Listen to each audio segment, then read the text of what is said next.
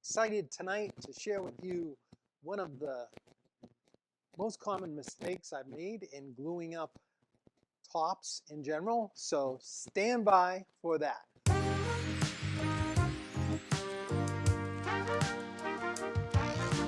I came across an old top that I had made. Goes back to when I first started teaching classes.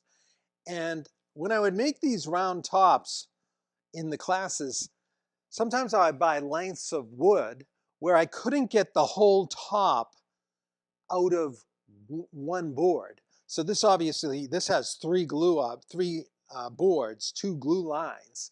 So whenever I'm making a piece like this, I'm trying to minimize the glue lines. If I can get away with one or none would be amazing, right? Because this is 18 inches wide or diameter. So you need an 18-inch plus wide board. Wasn't uncommon in the 18th century, but harder to come by now. For my classes, I would always glue up the tops before students came usually, and if I wasn't able to get them all out of one board, I kept it for myself. And here's one of those tops which shows you the glaring difference that can occur in cherry. This is all cherry. These are cherry boards I bought from the very same lumber dealer on the very same day. I've often mentioned this about how cherry can darken dramatically differently board to board. So you've got to really pay attention to that. So check that out. I mean, what a horrific, the horror. Who would let this go? Anybody relate to that? Like when you look at projects you've made years ago, every time you look at it, you go, oh, if I had a chance to make that again. I'm always optimistic about the next one. And I do like most of the pieces I've made in the past, but there's always that something, that you say, next time I'm going to make that a little better. Well, this one, I didn't let this go out. I just used it as a demo for the course, but I mean, the only way I could do this is if I stain this heavily, right? You'd have to do something to kill that line.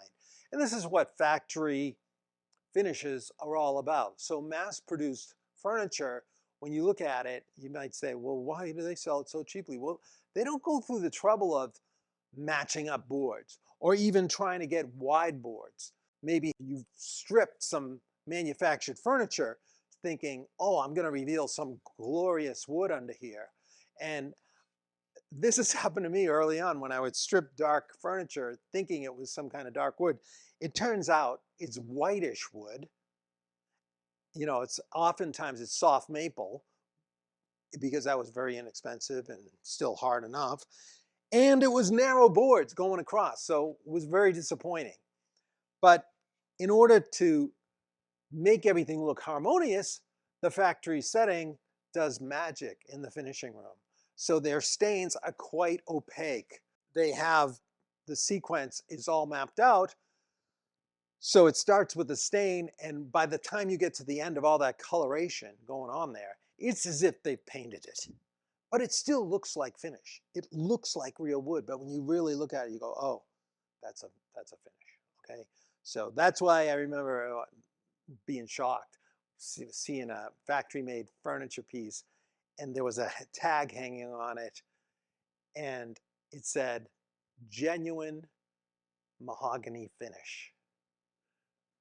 So the wood was not mahogany, but the finish was genuine mahogany finish. It was just mahogany color. So anyway, I think to achieve that on this, in case some of you are wondering, I would probably use a gel stain. Gel stain would go on here. At first, I would get that going. Or this is so severe, I may even use a dye stain on here first, then a gel stain, because you're going to end up with this opacity. Like you'll still kind of see the cherry, but you got to kill that line. I've got another example of a dining top. Had to make this cherry dining table, and I got the top all glued up, and I wasn't totally satisfied with the boards. And look at that.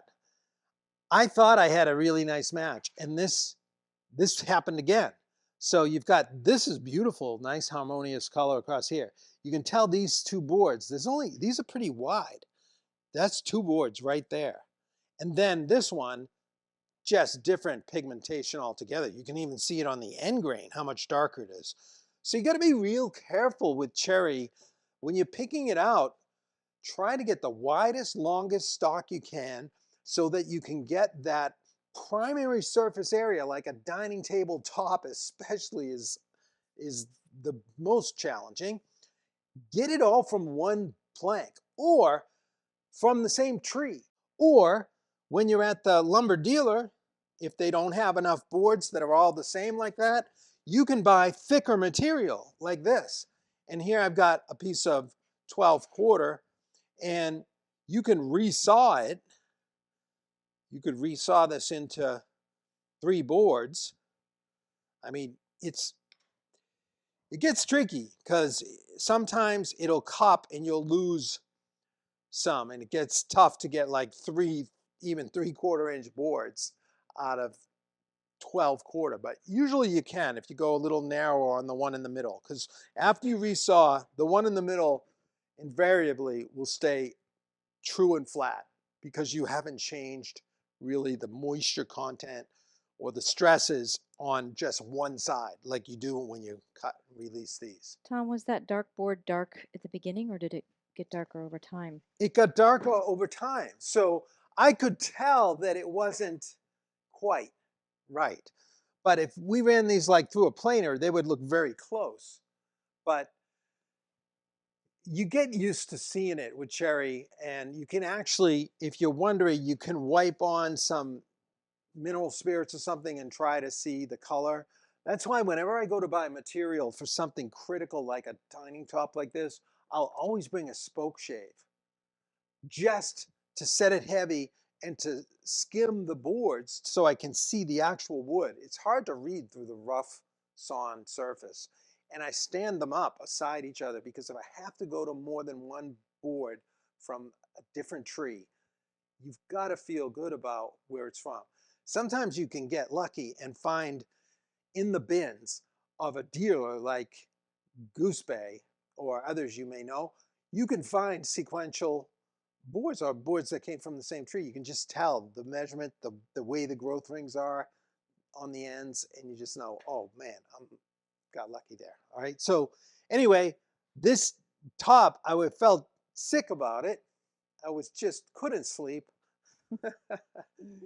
So I made a new one. Then I have another one. Here's a cherry one. This was done all from one board. So the glue lines, you can hardly see those as well. There's just one seam in the middle, but it's glued up right along. You can see the rifts on. See the grain is coming up like that. And it's glued right along the edge of the board. So it just melts away. So when this is finished, it will look almost like an 18th century top to the person who's not aware that that's a seam. I just want to show you a couple challenges.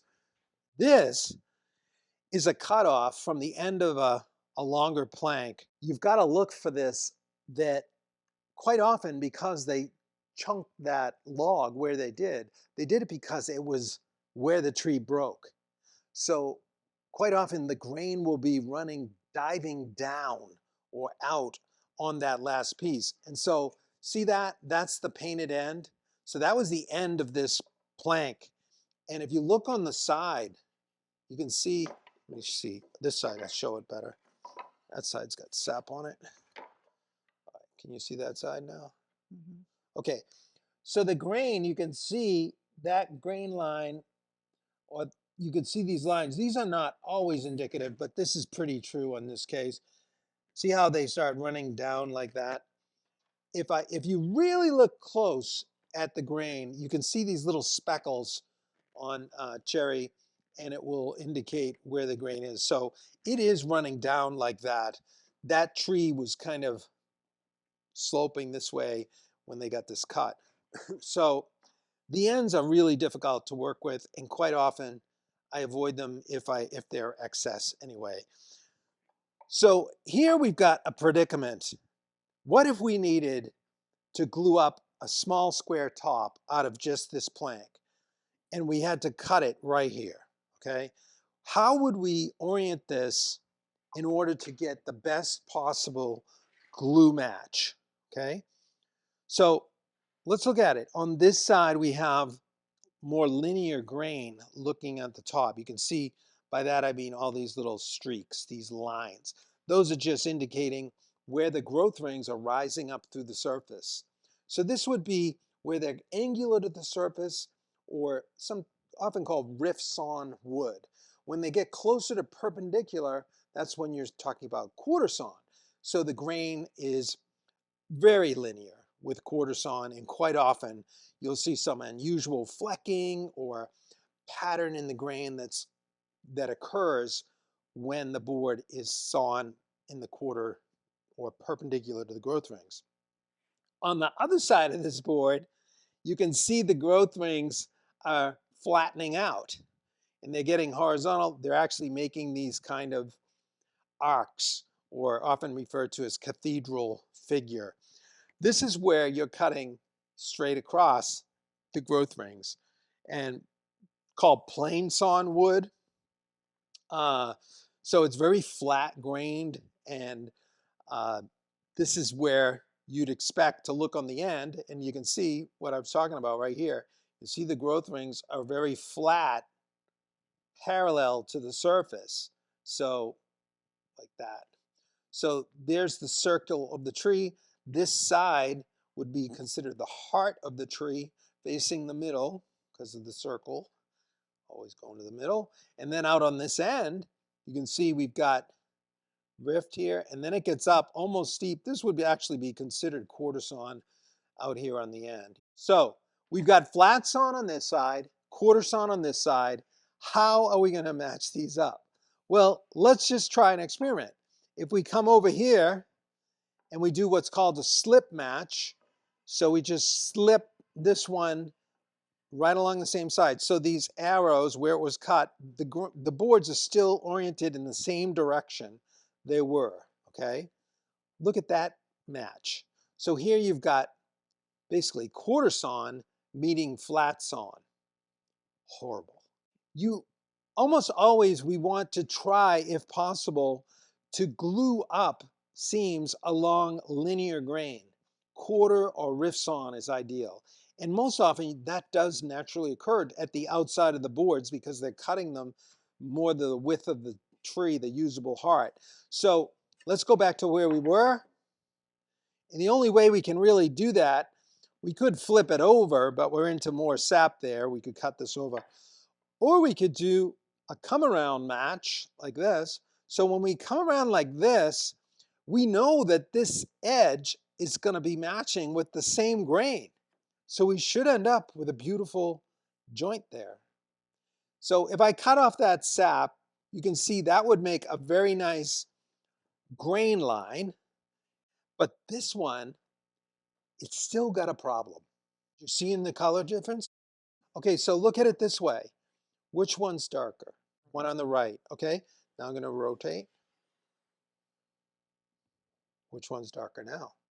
The grain, if we go back to where we were, from this edge where we have our linear grain, we've got the grain is rising, and it's rising the same way here.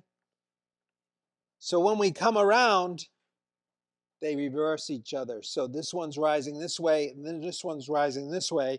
And so what you're seeing is what I've mentioned this most times when we do glue up a top, that you got to beware of that with some woods especially, and cherry's one of those too. So that would look like a light and a dark board, even though they're from the same board and the same edge of the same board.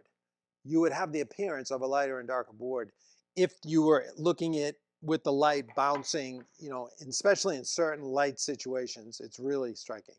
If you get it at just the right angle where the light is not being absorbed, it will look the same, but usually it's going to be looking different.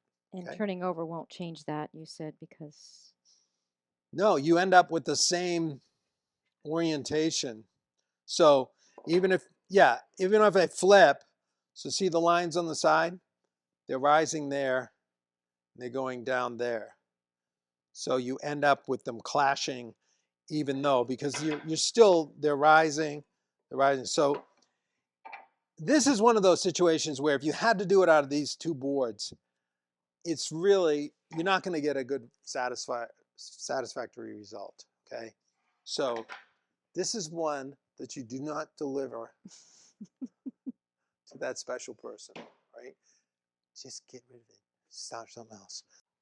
Here's another board. This is a piece of cherry now where I have a little different challenge. And this one, because my top is 18-inch diameter, I want to cut these boards, at least these are 6 1/8. So that'll give me enough to joint these edges and still stay over the 18. So I ripped this board narrower, but you can see the heart or the cathedral figure is running right down the center. The plain sawn area is right down the center. And then we end up with some nice linear grain down both edges. It looks very balanced. So quite often you can find these kind of boards in about the 7-inch wide range when you go to buy lumber. How would I best line this up? Now let's look at the edges.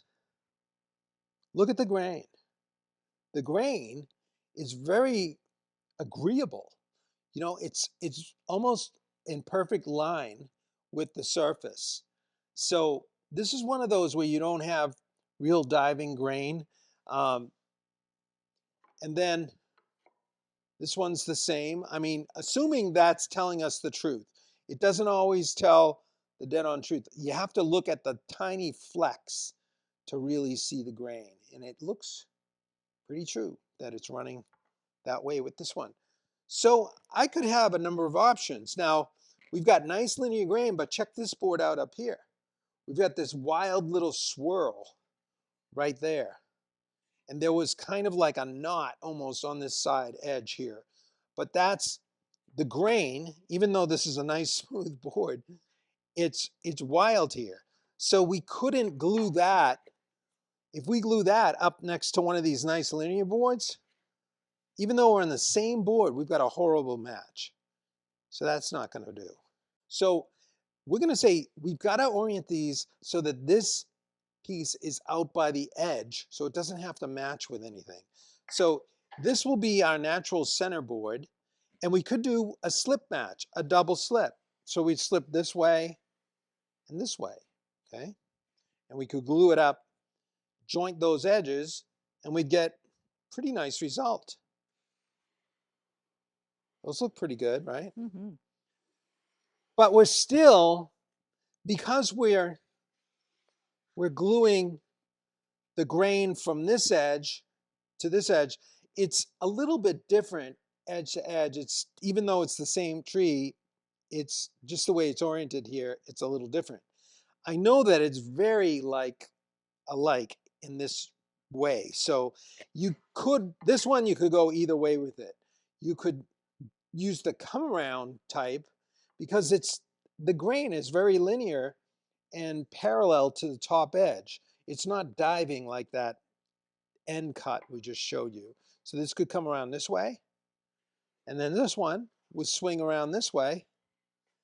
So we end up with our wild figured piece still out on the edge, and now we have those good edges are aligned, and we get a really nice glue match there. But I would spin it around and make sure I'm not getting any of that. Check it in the light. You can actually see if you're getting much of that reflection and dark look on the other side of the joint. If you are, then shift back to the slip match because you'll be happier with that. We're back on the slip right here. And honestly, this one you could go either way with it. I think I would do the come around method on this one. So that would be, it's worth, I'll just bring this edge to match here and this edge to match here.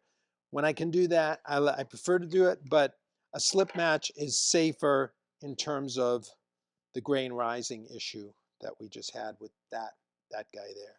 So this one I would glue up just like this, and after it, I'd edge joint it and all that. Then I could mark out my top, and I'd have a beautiful top with a little swirl pattern out here, but it wouldn't be an issue at all as far as disrupting the glue lines in the middle. And it would look like a beautiful harmonious top. And because I got it out of the same board, I wouldn't have the color change worry that occurred with our top here and our other little round top. You could play around with that, but I prefer to use the heart because another thing about cherry, these are all getting close to the sapwood. I ripped it off. Like there's like a transition as it gets a little lighter as you get closer to the sap. Then it gets strikingly white at the sap, like on this piece here. So there's how white this, but the grain next to it is also ends up being a little lighter in these cases. So it's just a little richer, classic. It's obvious with a board like that I first showed you with that cutoff end. That was pretty severe rising grain. So this one, I think you'd be safe, and you could probably plane it in either direction and be fine. But that can be an issue. You just have to come the other way and take your medicines because it's not, everything's not perfect. I mean, sometimes you gotta have a little of that. It's like you make the best choice you can with what you have so that you get the best result in that way. I'm gonna make a nice curly maple top out of this. And this plank is, I ripped it. It was just a little over, it was like 9 3/8. I've got it ripped to 9 1/8. This is a wonderful piece to make one joint glue up to get one of these round tops. So you're wondering maybe why these slanted edges here? The reason is when I cut this board, I wanted to get an equal number of tops, but it was just too short to get 3 tops out of it. So I ran into a problem. I think it was an 8-footer. So in order to get 3 tops, I had to cheat and think about how I was going to be cutting the round so I could slip this in and get an angle cut there because I'm only using half the board, right? So I don't have to cut straight across here. I can cut at an angle. Then the next one would sit in here like that. So I'm picking up a little length each time. And that's what ended up happening in order to get the right length. So I cut these like this. It does reduce my options in gluing up. So I don't know if you can pick it up on the camera, but this piece of curly, it's got really nice activity there, all mostly along the courtesan, but a little harder line right there, which is quite nice. But that would be more noticeable across the center. Curly's tough because you're not going to get those curls to match across the joint. And you know what? It's not a big deal. The joint's fairly obvious with curly maple because of those lines. They never quite line up. I'm going to just take a pencil and I'll show you how I would think about gluing this up. The nice thing is I could either make a half pattern with cardboard, or this is nice because I have a center hole that I cut this on a pivot with a router to get a beautiful, perfect circle. So I can see the half. I'm going to slide over. I know actually now that I'm 9 1/8 anyway, so that's good. I'm fully covering the hole in here. I'm going to slide it down so I've got enough here. Let's see what happens when I mark this.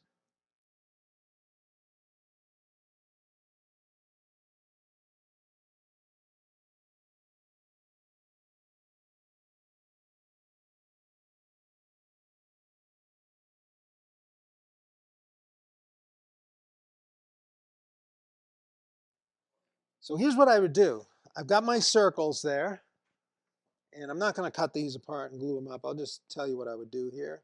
I think, like I thought this through before I cut the boards.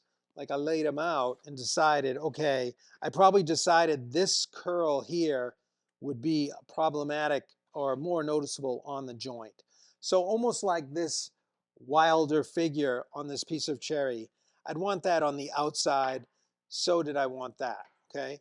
Now, I can see the grain line here, very nice. I'm gonna get a slip joint with this right over here. And it looks very nice, agreeable linear material. So, but I have to think about clamping it now because I didn't leave it square. I have to get clamps on here. I'd probably get good pressure right here out to the end, but I want to make sure I've got good clamping pressure. So I could actually notch it right here. You can make a notch like this. And that would give me a flat notch to run my clamp across to the other side. Once I cut this apart, I would slip this over and I would make a complementary notch on the other side. So I got to leave this big enough. I don't cut into my circle. So you see when this would be cut and slipped over here, we would be able to match that up. Let me just do that on the bandsaw real quick. Let's take a second here. Sure.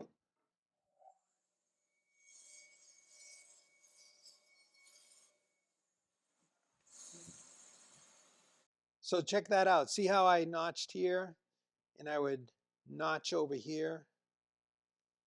And I could put the clamp there, clamp in the middle, and I do a similar thing here. I could put the right here, but if I wanted to get a little closer to the end, I can come in here and notch, but I would have just a smaller edge there. But I think well jointed, you'll get plenty of pressure because of how wide these are. But when you're gluing edge to edge like this and you've got beautiful, nice even grain, it's going to give you a nice joint. This is wild figure though, too, so you do feel a little more comfortable if you put a biscuit, come on in an inch from the end with this wild figure, because that is rolling grain, but you're still going to more than likely get a great glue joint. Well, I hope you enjoyed that little deeper dive into wood grain and color in order to go from mistakes like this to results like this. So that's the goal of every job, is to try to maximize the most beauty and potential of this amazing material that we get to work with.